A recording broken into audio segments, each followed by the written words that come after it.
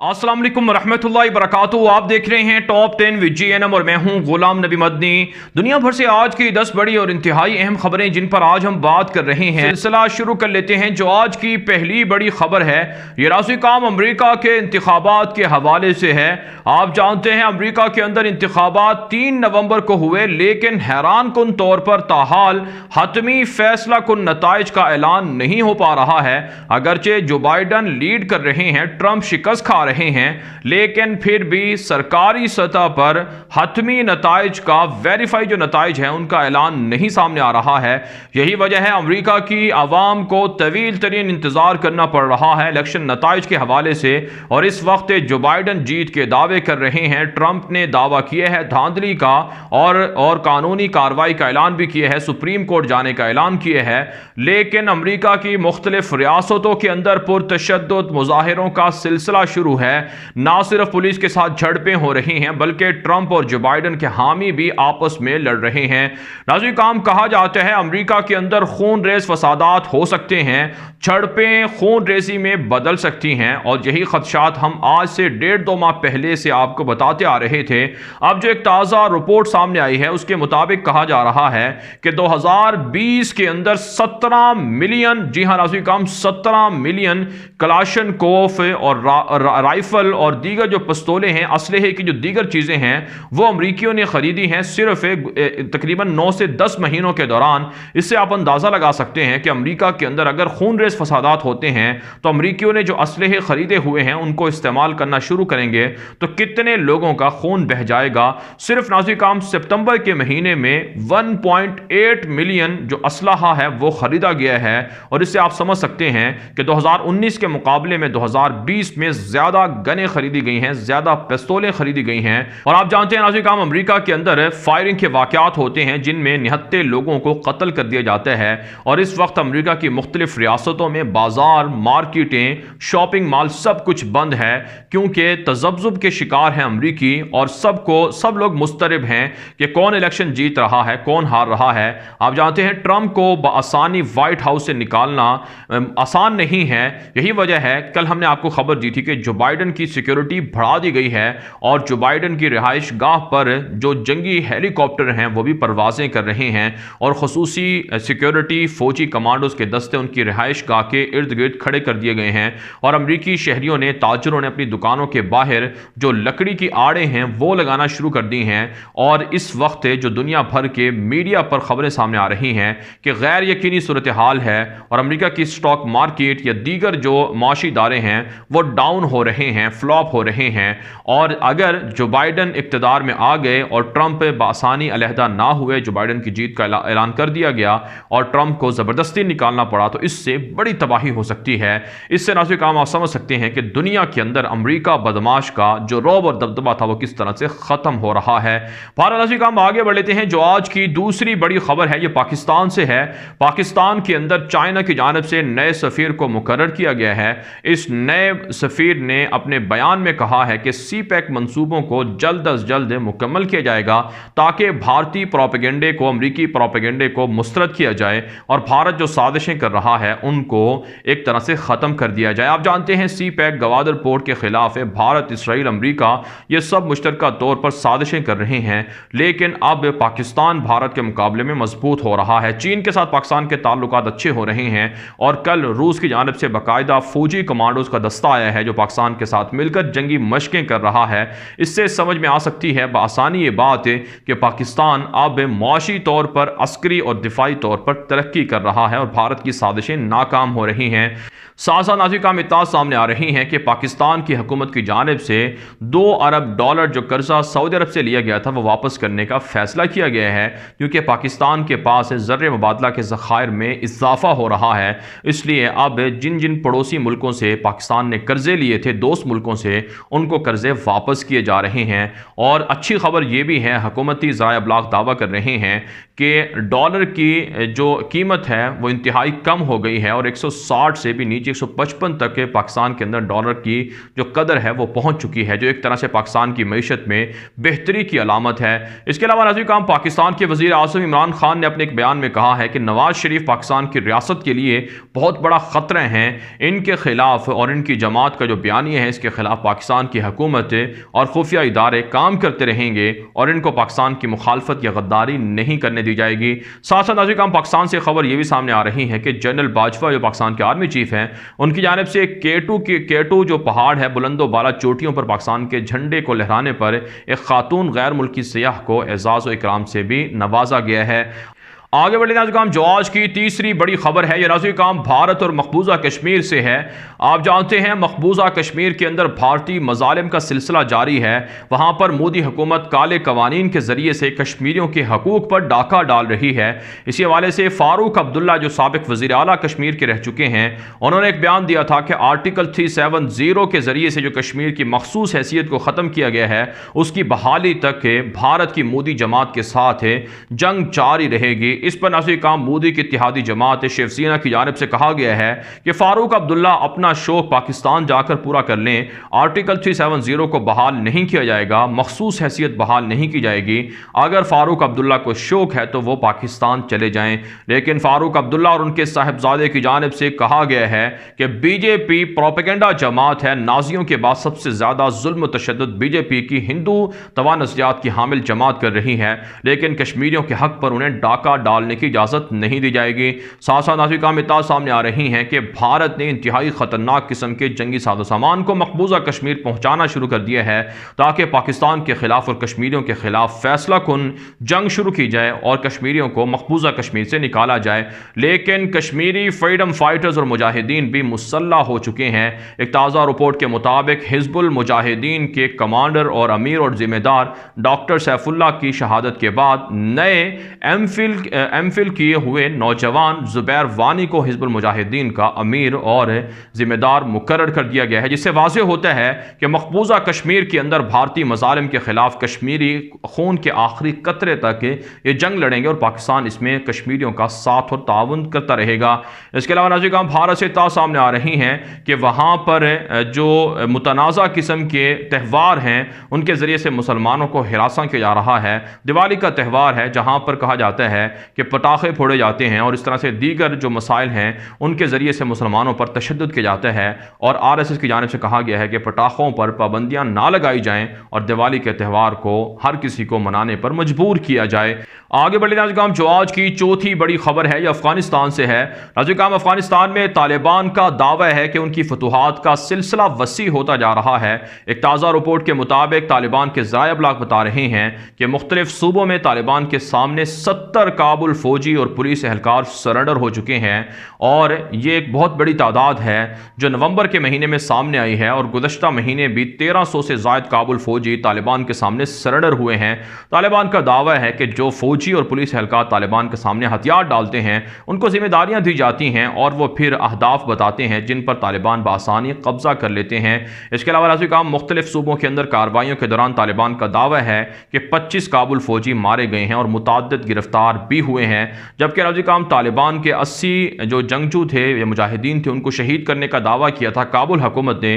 اس پر جو طالبان کے ترجمان ہیں قاری یوسف احمدی، انہوں نے اپنے ٹویٹر اکاؤنٹ پر لکھا ہے کہ من گھڑت جھوٹا دعویٰ ہے، ایسا کچھ بھی نہیں ہوا، لیکن طالبان نے دعویٰ کیا ہے کہ 29 شہری آبادی پر حملے کے نتیجے میں 20 شہری شہید اور زخمی ہوئے ہیں، مساجد کو بھی شہید کیا جا رہا ہے۔ کابل فوج کی جانب سے اس کے خلاف طالبان رد عمل دیں گے اور انتہائی سخت رد عمل دیا جائے گا، جبکہ ناظرین کرام پاکستان کی جانب سے، یورپی ممالک کی جانب سے اور اقوام متحدہ کی جانب سے جنگ بندی کا مطالبہ کیا گیا ہے فریقین سے تاکہ افغانستان کے اندر قیام امن ہو، لیکن طالبان نے کہا ہے کہ جب تک دوحہ مذاکرات کامیاب نہیں ہوں گے اور انٹر افغان مذاکرات کا کوئی نتیجہ نہیں نکلے گا اور طالبان کے خلاف کابل فوجی آپریشن بند نہیں کریں گی، تب تک طالبان اپنی کارروائیاں جاری رکھیں گے۔ آگے بڑھنے ناظرین، جو آج کی پانچویں بڑی خبر ہے یہ آذربائیجان آرمینیا کے درمیان جنگ کے حوالے سے ہے۔ ناظرین، آذربائیجان کی فوج نے اب تک 1000 سے زائد آرمینیا کے فوجی 6 ہفتوں کے دوران مار ڈالے ہیں اور $1.5 ارب سے زائد کا اسلحے کا نقصان کیا ہے۔ آرمینیا کی فوج کا متعدد چیک پوسٹیں، فوجی ٹھکانے تباہ کیے گئے ہیں اور متعدد قیدی بنائے گئے ہیں۔ آرمینیا کے فوجی آذربائیجان کی جانب سے کہا گیا ہے کہ نہتی شہری آبادی پر آرمینیا کی حکومت اور فوج حملے کر رہی ہے، لیکن آذربائیجان کی فوج پیش قدمی جاری رکھے گی۔ مقبوضہ علاقوں کو مکمل طور پر آزاد کروایا جائے گا۔ اب تک اطلاعات یہ ہیں کہ 150 کے لگ بھگ چھوٹے بڑے مقبوضہ علاقے کاراباخ کے اندر آذربائیجان کی فوجوں نے آزاد کروا لیے ہیں۔ پاکستان اور ترکی کی جانب سے آذربائیجان کے مسلمانوں کی حمایت اور مدد کی جا رہی ہے، جبکہ روس کی جانب سے، فرانس اور یورپ کی جانب سے آرمینیا کے صلیبیوں کی، عیسائیوں کی مدد کی جا رہی ہے۔ اس وقت کام یہ صورتحال انتہائی کشیدہ ہو رہی ہے، کیونکہ آرمینیا نہتی شہری آبادی کو ٹارگٹ کر رہا ہے، لیکن اقوام متحدہ اس حوالے سے کوئی کردار ادا نہیں کر پا رہی ہے۔ اور آذربائیجان کی جانب سے کہا گیا ہے، صدر کی جانب سے، کہ جب تک مقبوضہ علاقے آزاد نہیں ہوں گے تب تک وہ یہ جنگ جاری رکھیں گے۔ آگے بڑھے ناظرین، جو آج کی چھٹی بڑی خبر ہے یہ ناظرین ترکی سے ہے۔ ترکی کے شہریوں کے خلاف یورپ کے اندر نفرت انگیز رویوں میں اضافہ ہو چکا ہے۔ فرانس کے اندر ترکی کے شہریوں پر ان کے گھروں پر حملے کی اطلاعات موصول ہو رہی ہیں کہ ان کے گھروں کی دیواروں پر اور ان کے گھروں کے اندر ایسے مواد کو پھینکا جا رہا ہے، ایسی باتیں لکھی جا رہی ہیں جن میں یہ کہا جا رہا ہے کہ ترکی کے جو شہری ہیں یا ترک نژاد جو لوگ ہیں وہ فرانس کو چھوڑ دیں، فرانس سے نکل جائیں۔ اس پر فرانس کی وزارت خارجہ نے شدید مذمت کی ہے اور کہا ہے کہ وہ اپنے شہریوں کے حقوق کے تحفظ کا مطالبہ کرتی ہے کہ جو کچھ فرانس کے اندر مسلمانوں کے خلاف ہو رہا ہے، ترک نژاد مسلمانوں کے یا ترک شہریوں پر اس طرح کے حملے ہو رہے ہیں، قابل مذمت عمل ہے۔ اس کے علاوہ ناظرین اطلاعات سامنے آ رہی ہیں کہ ترکی اور مصر کے درمیان باوجود اختلافات ہیں، لیکن ان اختلافات کے باوجود تجارتی تعلقات اچھے ہو رہے ہیں۔ ایک رپورٹ کے مطابق سالانہ تجارت کا جو حجم ہے وہ $3 ارب تک دونوں ملکوں کے درمیان پہنچ چکا ہے۔ بحر متوسط میں اور لیبیا کے مسائل میں ڈکٹیٹر عبدالفتاح السیسی کی مصری حکومت ترکی کی حکومت کے ساتھ شدید اختلافات رکھتی ہے۔ اس کے علاوہ ناظرین اطلاعات سامنے آ رہی ہیں کہ سعودی عرب کے بادشاہ شاہ سلمان کی جانب سے ازمیر میں آنے والے زلزلے کے متاثرین کی مدد کے لیے باقاعدہ سعودی عرب کی جانب سے امداد بھجوائی گئی ہے۔ آپ جانتے ہیں سعودی عرب اور ترکی کے درمیان بھی اختلافات ہیں، لیکن اس کے باوجود ترکی کے لیے زلزلہ متاثرین کے لیے شاہ سلمان کی جانب سے امداد کے بھجوائے جانے سے ایک مثبت پیغام دیا گیا ہے اور تعلقات کو بہتر کرنے پر ایک طرح سے اشارہ دیا گیا ہے کہ تعلقات دونوں ممالک بہتر کر لیں، اور دونوں اسلامی ملکوں کے لیے بہتر یہی ہے کہ وہ اپنے تعلقات، جو اختلافات ہیں ان کو بھلائیں اور تعلقات کو بہتر کر کے امت مسلمہ کے مسائل کے لیے مشترکہ کوشش کریں۔ ساتھ ساتھ ناظرین اطلاعات سامنے آ رہی ہیں کہ ترکی کی جانب سے افغانستان کے 404 طلباء کے لیے اسکالرشپ کا اعلان کر دیا گیا ہے کہ وہ وہاں جا کر تعلیم حاصل کریں گے اور اس سلسلے کو مزید بڑھایا جائے گا۔ اس کے علاوہ ناظرین جو ترکی کا مرکزی بینک ہے اس کے صدر کو ہٹا دیا گیا ہے اور ان کے متبادل ایک اور شخص کو لگایا گیا ہے۔ ترکی کے اندر اس وقت جو لیرا ہے، کرنسی ترکی کی، وہ ڈی ویلیو ہو رہی ہے، اس کو روکنے کے لیے طیب اردگان کی حکومت مختلف اقدامات کر رہی ہے۔ آگے بڑھتے ہیں جو آج کی 7ویں بڑی خبر ہے یہ ناظرین شام کے معاملات کے حوالے سے ہے۔ اناضول ایجنسی نے ایک رپورٹ جاری کی ہے جس میں کہا گیا ہے کہ پاکستان سے ایسے جنگجوؤں کو لایا گیا تھا شام کے اندر جو زینبیون کے پلیٹ فارم سے بشار الاسد اور ایران کے جنگجوؤں کے ساتھ مل کر لڑتے رہے ہیں۔ اس حوالے سے اناضول ایجنسی کی رپورٹ کے مطابق اب زینبیون کے لشکر میں شامل جو جنگجو تھے وہ واپس پاکستان جا رہے ہیں اور اس سے پاکستان کی سلامتی کو خطرہ ہو سکتا ہے اور پاکستان کے اداروں کو اس حوالے سے توجہ دینی چاہیے۔ جبکہ ناظرین اس سے پہلے جو فاطمیون کے نام سے جو افغانستان سے لوگوں کو بھرتی کیا گیا تھا یا پاکستان سے زینبیون کے نام سے بھرتی کیا گیا تھا، ان کے خلاف دنیا بھر میں آوازیں اٹھی تھیں، لیکن پاکستان نے کارروائی کی تھی اور اپنی سرحدوں کو اچھی طرح سے بند کر دیا تھا اور لوگوں کی تحقیقات ہو رہی تھی کہ کوئی بھی شخص اگر زینبیون کے پلیٹ فارم سے شام میں جا کر لڑے گا تو اسے سخت سے سخت سزا دی جائے گی۔ بہرحال ناظرین شام کے اندر اس وقت حالات حالات کشیدہ ہیں۔ بشار الاسد کی فضائیہ بمباری کر رہی ہے، روسی فضائیہ بمباری کر رہی ہے، جس کے نتیجے میں نہتے شامیوں کو بہت سے مسائل کا سامنا کرنا پڑ رہا ہے۔ ایسے میں ناظرین اقوام متحدہ کی جانب سے بشار الاسد کے خلاف پابندیاں تو لگائی گئی ہیں، لیکن یورپی ممالک کی جانب سے مزید بشار الاسد کے 8 وزراء پر پابندیاں عائد کر دی گئی ہیں۔ لیکن حیران کن طور پر ان پابندیوں کے باوجود بھی بشار حکومت کو نہ کوئی معاشی مسئلہ ہے اور نہ کوئی دفاعی مسئلہ ہے۔ ان کا تعاون نہ صرف روس، امریکہ اور دیگر ملک کر رہے ہیں، بلکہ ان کی جو وہاں کی جو پیٹرول ہے اس کو بھی دنیا بھر کے اندر بآسانی فروخت کیا جا رہا ہے۔ جبکہ ناظرین ترکی کی جانب سے شامی مہاجرین کی واپسی کے لیے اقدامات کیے جا رہے ہیں۔ ادلب کے اندر اور دیگر بڑے شہروں کے اندر جو مکانات ہیں، عارضی رہائش گاہیں ہیں، پناہ گاہیں ہیں، وہ قائم کر کے دی جا رہی ہیں تاکہ شامی مسلمانوں کی مدد ہو سکے اور ترکی کے اندر جو مہاجرین ہیں ان کی واپسی کا سلسلہ شروع ہو سکے۔ آگے بڑھتے ہیں ناظرین، جو آج کی 8ویں بڑی خبر ہے یہ ناظرین آسٹریا اور فرانس سے ہے۔ آگے بڑھتے ہیں جو آج کی 8ویں بڑی خبر ہے یہ آسٹریا اور فرانس سے ہے۔ آپ جانتے ہیں آسٹریا کے دارالحکومت ویانا میں چند روز پہلے حملہ ہوا تھا، جس میں ترک نژاد مسلمانوں نے دہشت گردوں کے حملے کو ناکام بنایا تھا۔ طیب اردگان نے ان اپنے 2 ترک نژاد شہریوں کو ہیرو بھی قرار دیا تھا۔ اب ناظرین حیران کن طور پر آسٹریا کی جو حکومتی لوگ ہیں انہوں نے مسلمانوں کی مساجد کو بند کر دیا ہے۔ ویانا کے اندر 2 مسجدوں کو بند کیا گیا ہے کہ وہاں سے شدت پسندی پھیل رہی ہے اور تحقیقات کا دائرہ جرمنی تک وسیع کر دیا ہے۔ حالانکہ ناظرین آپ جانتے ہیں مسلمان یا اسلام کا دہشت گردی سے کوئی تعلق نہیں ہے، لیکن اس کے باوجود آسٹریا کے اندر اور دیگر یورپی ممالک کے اندر مسلمانوں کو تنگ کیا جا رہا ہے اور دہشت گردی کا لیبل مسلمانوں پر لگایا جا رہا ہے۔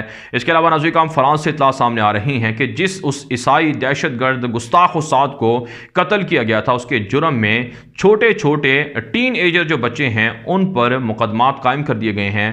3 ایسے بچے ہیں جن کی عمر 17-18 سال ہیں، ان کو اس عیسائی گستاخ اساد کا قاتل قرار دیا جا رہا ہے۔ ان کے خلاف مقدمات کا آغاز ہو چکا ہے۔ ایک جس نے اس گستاخ عیسائی استاد کا جو سر قلم کیا تھا عبداللہ، ان کو تو شہید کر دیا گیا تھا فرانس کی پولیس کی جانب سے فائرنگ کر کے، لیکن باقی چھوٹے چھوٹے بچے ہیں جن میں لڑکیاں بھی شامل ہیں، ان پر مقدمات قائم کیے جا رہے ہیں اور انہیں گرفتار کیا جا رہا ہے۔ حالانکہ ناظرین فرانس کو اگر اتنا ہی زیادہ شوق ہے کہ ان کے ہاں یہ وائلیشن نہ ہو، یہ آپ سکتے ہیں اس طرح کی کاروائیاں نہ ہوں، تو پھر فرانس کو چاہیے کہ وہ گستاخانہ واقعات کو رکوائے، گستاخانہ خاکوں کو رکوائے، بجائے اس کے کہ وہ چھوٹے چھوٹے بچوں کو گرفتار کر کے ان پر مقدمات قائم کر دے۔ اگر یہی معاملہ پاکستان کے اندر ہوتا تو پھر انسانی حقوق کے نام پر آوازیں بلند ہونا شروع ہو جاتی، پروپیگنڈا شروع ہو جاتا، لیکن فرانس ایسا کچھ کر رہا ہے، لیکن انسانی حقوق کی تنظیمیں اس پر خاموش ہیں۔ آگے بڑھتے ہیں جو آج کی 9ویں بڑی خبر ہے یہ ایران اور عراق سے ہے۔ تازہ اطلاعات سامنے آ رہی ہیں کہ ایرانی وزیر خارجہ جواد ظریف نے کیوبا کا دورہ کیا ہے اور کیوبا کے حکام سے ملاقات کر کے امریکی پابندیوں کے خلاف مشترکہ طور پر لڑنے پر اتفاق کیا گیا ہے۔ ایران کی جانب سے کہا گیا ہے کہ جو ممالک امریکی پابندیوں کا نشانہ ہیں، ایران ان کے ساتھ مل کر ایک بڑا الائنس بنا رہا ہے اور مشترکہ طور پر تجارتی، معاشی، عسکری تعلقات کو فروغ دے گا۔ اس سے پہلے وینزویلا کے ساتھ بھی امریکی پابندیوں کے باوجود ایران تجارت کرتا رہا ہے اور اس وقت بھی ٹرمپ کی انتظامیہ کے جانے کے بعد ایران کے لوگوں کو زیادہ امیدیں وابستہ ہیں جو بائیڈن سے کہ ان کے ساتھ تعلقات بہتر ہوں گے، پابندیاں ختم ہوں گی اور وہ بآسانی دنیا کے ساتھ تجارت کر سکیں گے۔ ساتھ ساتھ ناظرین اطلاعات سامنے آ رہی ہیں عراق سے کہ حکومت کے خلاف مظاہروں میں شدت آ چکی ہے۔ 40 مظاہرین پولیس کی فائرنگ سے زخمی ہو چکے ہیں۔ ایک مظاہرین میں سے ایک شخص کو گولیاں مار کر شہید بھی کر دیا گیا ہے۔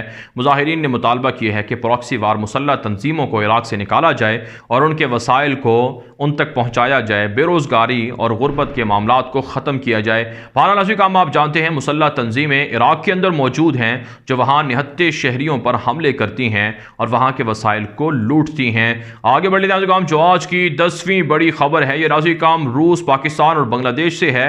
روسی صدر ولادیمیر پوٹن کے حوالے سے برطانیہ کے ایک صحافی نے خبر چلائی ہے کہ وہ بیمار ہیں اور بیماری کے بعد وہ استعفیٰ دے سکتے ہیں۔ اس پر روس کے صدارتی ترجمان نے کہا ہے کہ ایسا کچھ بھی نہیں ہے، روسی صدر 2036 تک اقتدار میں رہیں گے اور وہ وہ استعفیٰ دینے والے نہیں ہیں۔